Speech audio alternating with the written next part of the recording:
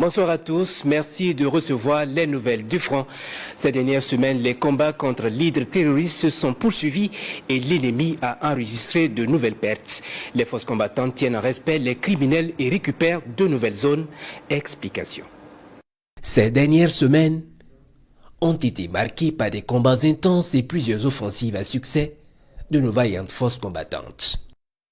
Plusieurs opérations de ravitaillement ont été réalisées et également des reconquêtes audacieuses de plusieurs localités jadis aux mains des criminels. Tout d'abord, le 5 mars, des criminels ont pris pour cible nos forces combattantes du B25 à Pama. Ils ont été bien matés, fuyant et abandonnant cadavres et matériel de guerre.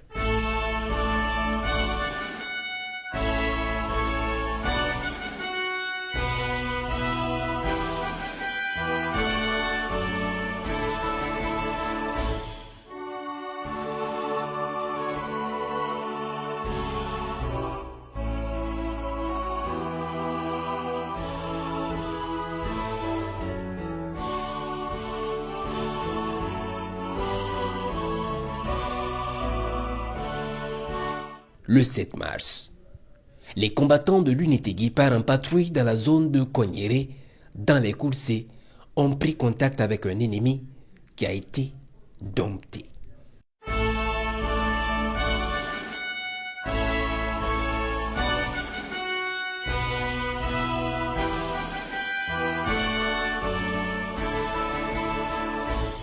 Ce même 7 mars, le groupe d'intervention spéciale du 18e BIR en infiltration a neutralisé des terroristes dans la zone de l'Ekoro.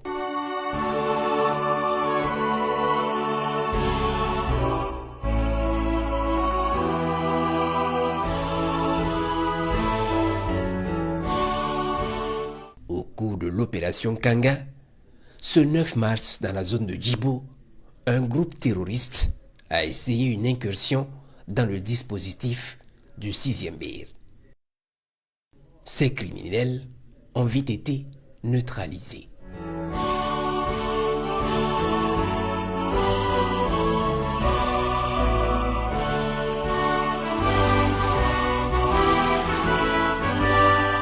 Ce 10 mars, les hommes des groupes d'intervention spéciaux des BIR 11 et 30 ont tendu une embuscade à un groupe de ravitailleurs terroristes dans la zone de Kogo.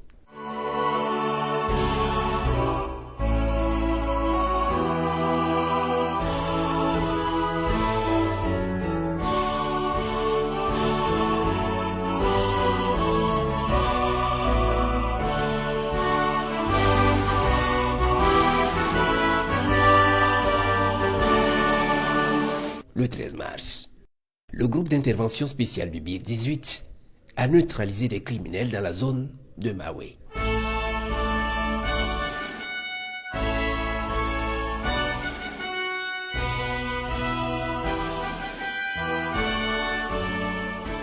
Le 14 mars, les groupes d'intervention spéciaux des BIR 11 et 30 ont tendu une violente embuscade aux criminels dans la zone de Méné.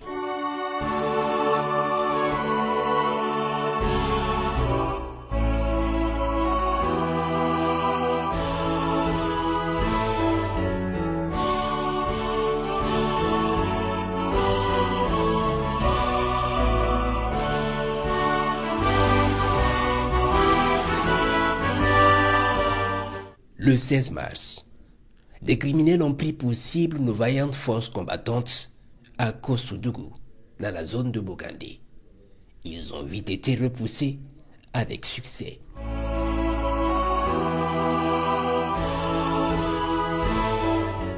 Ce 16 mars, toujours, dans la reconquête audacieuse de la zone de Pétégoli par nos vaillantes forces, un commando des forces spéciales en infiltration dans la localité a croisé le fer avec la résistance ennemie. Très vite, le commando ont pris le dessus et maté copieusement l'ennemi qui a fui, abandonnant toute sa logistique et la localité passée sous contrôle de nos forces. Des dizaines de criminels ont été tués dans ces combats.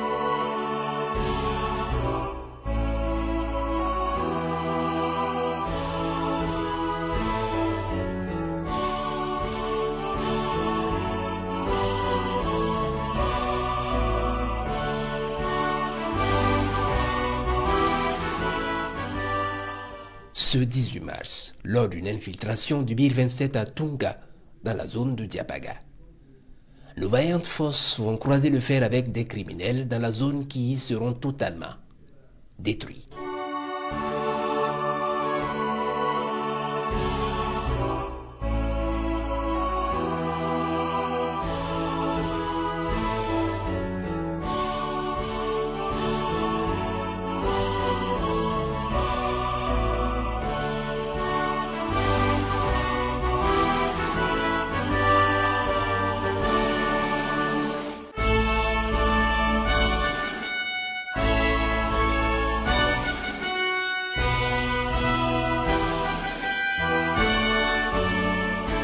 Le 19 mars, c'est au tour du BIR 26 de mener une infiltration dans la localité de Tiebadi, dans la zone de Ougarou, et mater un ennemi résiduel. Du 20 au 23 mars, les BIR 18 et 7 ont mené l'opération Stania dans la zone de Solenzo, où plusieurs criminels ont été neutralisés.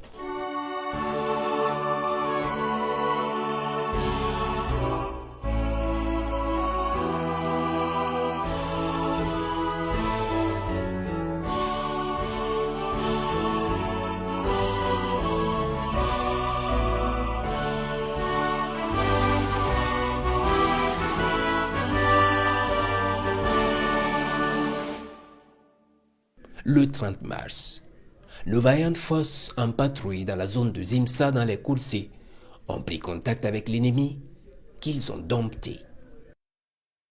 Ce même jour, des criminels ont pris d'assaut la position de nos vaillantes forces à Bombéricui dans les Bankui.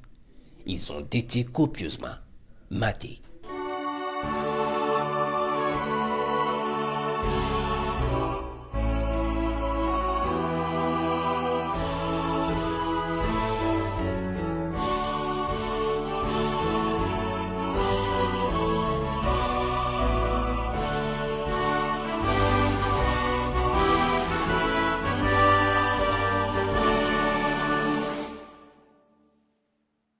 Le 1er avril, le groupe d'intervention spéciale de Tougan a pris contact avec les criminels dans la zone de Nassan. Le 3 avril, nos vaillantes forces de Kossé ont neutralisé un binôme dans la zone de Balanço. Ce même 7 mars, le groupe d'intervention spéciale du 18e BIR en infiltration a neutralisé des terroristes dans la zone de l'Ekoro.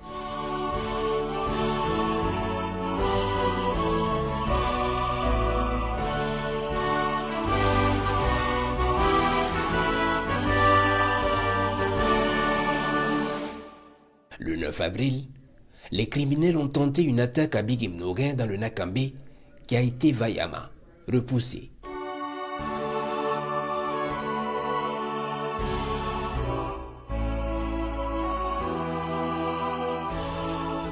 Le même jour, dans la zone de Koui vers Nounan, les hommes du 52e RIC ont neutralisé des criminels.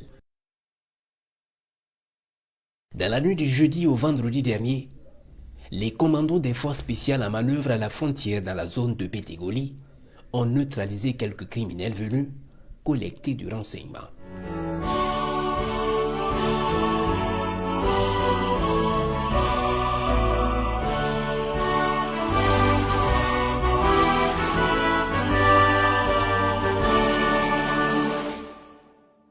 Ce samedi 11 avril, le groupe d'intervention spéciale du 18e BIR a encore neutralisé un binôme criminel à Maoué venu se renseigner. Le lundi 13, le 19e BIR a ratissé dans sa zone de responsabilité, neutralisant quelques criminels résiduels et récupérant du matériel. Ce même jour, les unités des BIR 10 et 18 en reconnaissance dans la zone de Kumbara ont neutralisé des criminels. Par les airs, les opérations furent intenses. Ce 26 mars 2026, une position de terroristes identifiée dans la région de Nakambe a été verrouillée et traitée.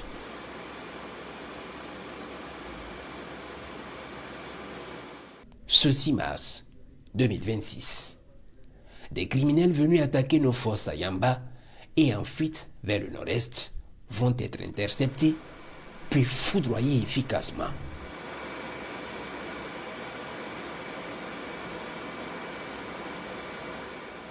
Ce 6 avril 2026, un quartier général de terroristes abritant un grand chef criminel avec un centre de confection de projectiles explosifs a été identifié dans la forêt de Pama et traité efficacement.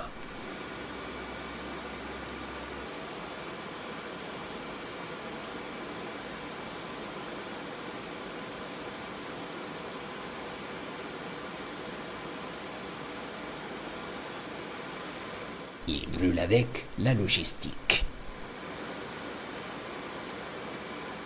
Dans la région du Liptako ce 8 mars 2026, un important regroupement de terroristes en vue d'attaquer une de nos forces dans la zone a été repéré puis traité violemment.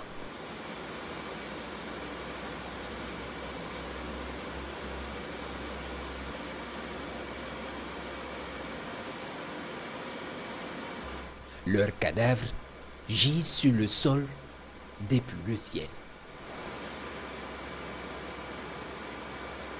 Dans la région du Somme, ce 9 avril 2026, une grande réunion de criminels avec leur chef a été précisée par les renseignements, puis après confirmation par les vecteurs, la position va être pulvérisée par un puissant missile.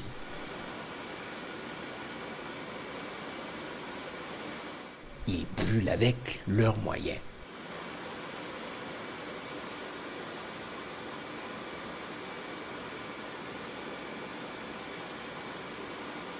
Ce 28 mars 2026, des criminels venus pour s'opposer à l'installation de nos forces à Diabiga vont être foudroyés efficacement. Pendant ce temps, les unités au sol traquent les rescapés fuyards. Ce 10 avril 2026, une dizaine de criminels à moto venus observer le dispositif de nos forces à Pétégoli va replier après quelques temps au nord de la position dans leur quartier général où munitions et carburant y sont gardés. Un vecteur qui était aux aguets va les foudroyer efficacement sur la position.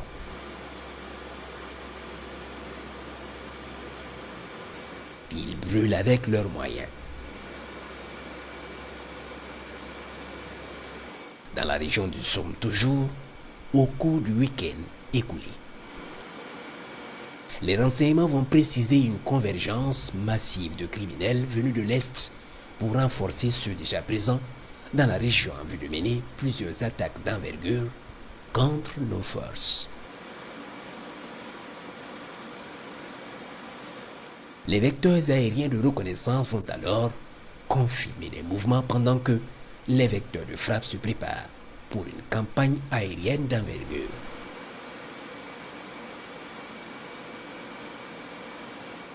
Cette nuit du 13 avril 2026 est alors choisie pour déclencher les hostilités.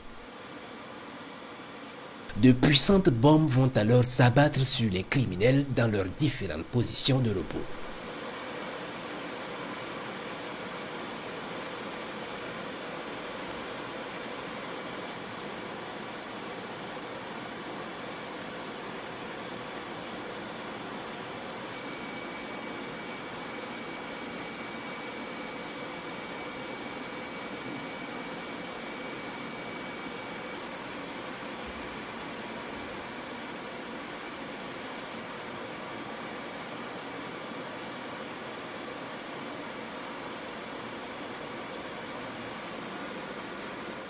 Leur logistique chargée dans des véhicules pick-up sera détruite.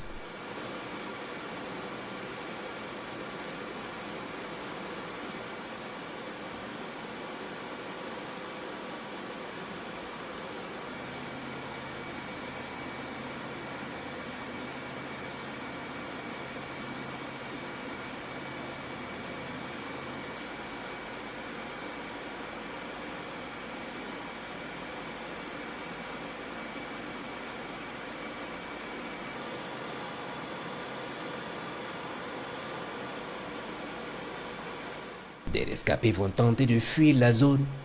Ils sont rattrapés et foudroyés efficacement.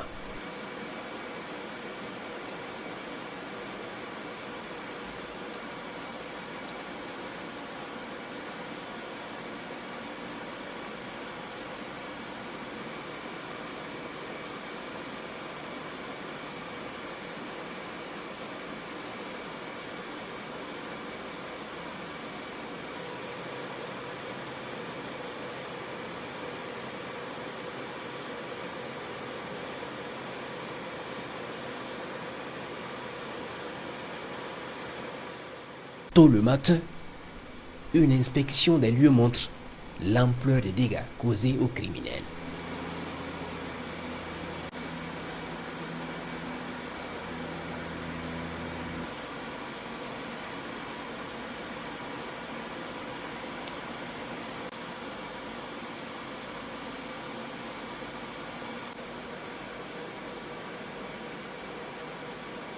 Pour confirmer les dégâts, les hommes du 28e BIR sont projetés dans la zone.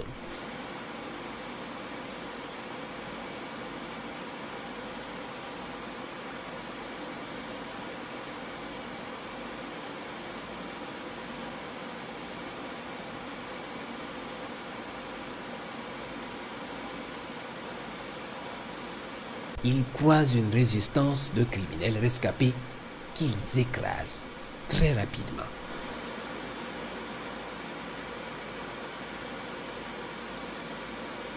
Puis ratissent la zone et récupèrent le matériel ennemi encore utilisable.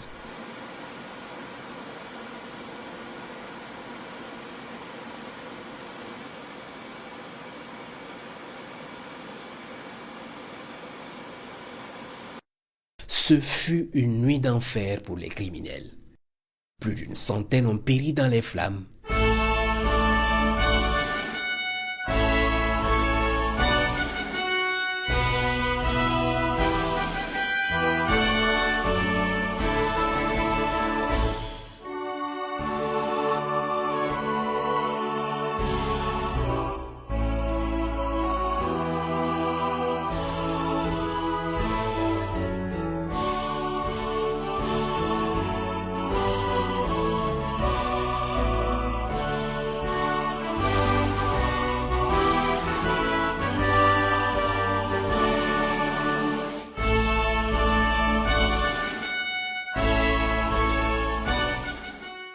Une cinquantaine de fusils d'assaut et plus d'une dizaine de mitrailleuses lourdes et armes collectives encore utilisables sont récupérés.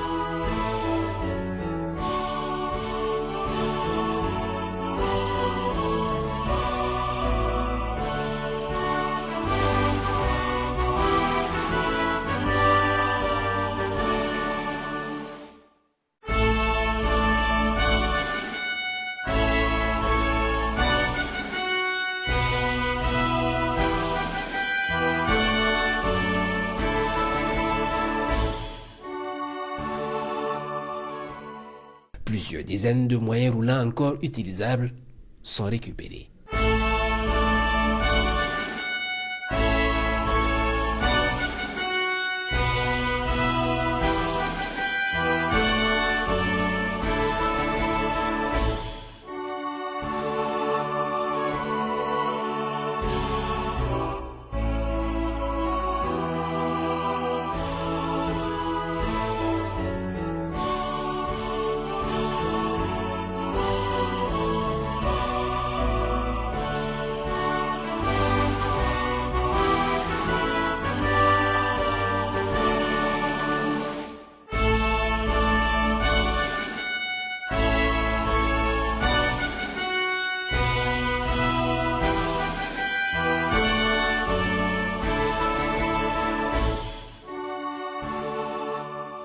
Les opérations se poursuivent.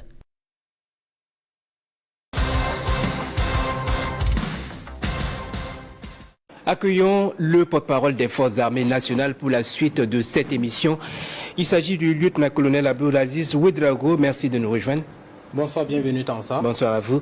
Ces dernières semaines, les forces combattantes, comme à leur habitude, n'ont pas chômé. Tout à fait. Avant d'aborder le vif du sujet, permettez-moi au nom des plus hautes autorités et au nom du chef d'état-major général des armées d'adresser nos vives félicitations et nos encouragements à l'ensemble des forces combattantes qui, nous l'avons vu, ont mené un travail remarquable sur le théâtre des opérations, infligeant de lourdes pertes à l'ennemi. Et cela dit, nous sommes dans une dynamique offensive, comme je l'ai annoncé il y a quelques temps de cela, et nous exerçons continuellement une pression sur l'ennemi. Et cette pression a conduit à lui infliger de lourdes pertes. Et pour se venger, l'ennemi a lancé un appel à d'autres assaillants venus d'autres pays pour l'appuyer. Et là encore, comme vous l'avez vu sur les images, ça a été un échec cuisant. Nos hommes restent déterminés et ils continueront toujours d'avancer sur les positions ennemies. À noter que les reconquêtes audacieuses se sont poursuivies. Tout à fait. Les reconquêtes audacieuses se sont poursuivies et cela s'explique par trois éléments. D'abord, une audace stratégique, ensuite des actions de surprise et enfin une détermination face au risque. Par des manœuvres audacieuses et des manœuvres osées, nos forces ont pris l'initiative dans des zones où l'ennemi se croyait libre et en toute tranquillité. Et vous l'avez vu, la capacité de nos hommes à surprendre l'ennemi traduit une certaine maîtrise du terrain et puis aussi une certaine dextérité dans le combat que nous menons. Donc par des actions fulgurantes et imprévisibles, nous avons frappé l'ennemi parfois dans son sommeil. Et comme je l'ai dit, la détermination de nos hommes est intacte. Il n'y a aucun doute, il n'y a aucune peur. Bien au contraire, ils sont mus par un patriotisme inébranlable et l'amour qu'ils ont pour la mère patrie de conduire au bout la mission qui leur est confiée en protégeant les populations civiles. Oui, dans les faits, il faut noter non seulement les embuscades tendues à l'ennemi, mais aussi les opérations d'infiltration. Oui, nos forces combattantes s'adaptent continuellement à la posture de l'ennemi. Donc nous adaptons notre dispositif tactique sur le terrain et c'est ce qui nous a amené à mener ces embuscades qui déterminent le degré de maîtrise du terrain et de la connaissance de notre ennemi par nos forces combattantes. Les infiltrations aussi sont un autre mode d'action qui nous permettent, avec les renseignements précis que nous avons, de pouvoir s'introduire dans des zones où l'ennemi se pense en terrain conquis et ça a donné les résultats que nous avons vus sur le terrain avec de la neutralisation de plusieurs assaillants, de la récupération de matériel de guerre et de la récupération de certains territoires. Oui, et puis un nouveau coup dur pour l'ennemi, un chef terroriste a été neutralisé.